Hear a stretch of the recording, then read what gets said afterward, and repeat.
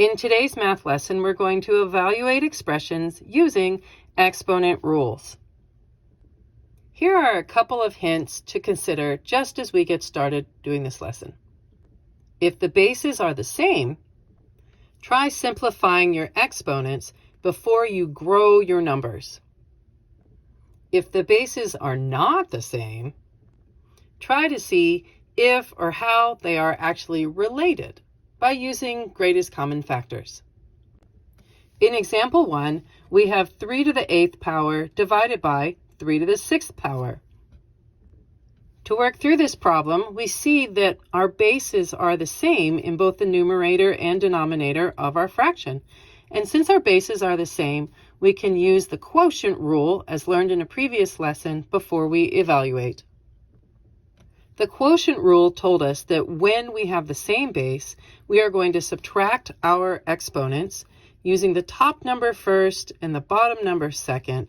So we end up with 3 to the 8 minus 6th power, which is really just 3 squared. And from here, we can now evaluate 3 squared is 3 times 3, which you know, because you're smart, is 9. And there you go. In our second example, we are going to evaluate 4 squared times 4 squared. In this example, we again see that our bases are the same. And so here, since it's 4 squared times 4 squared, we are going to invoke the product rule before we evaluate. So let's see. The product rule tells us that we are going to add our exponents together. So we have 4 to the 2 power plus 2 power. As a result, we have 4 to the 4th power. And now we can evaluate this as it'll be 4 times 4 times 4 times 4, making a grand total of 256. And there you go. Here in example 3, we again have a quotient that has the same base. With our example of 9 to the 8th power divided by 9 to the 6th power, we are going to use our quotient rule telling us that we need to subtract our exponents. So I have 9 to the 8 minus 6, which, as you know, is 9 squared. And again, because you're smart, you know that that is going to be 81, as it came from 9 times 9. So there you go. Here in example 4, we have 9 squared times 3 to the 4th power.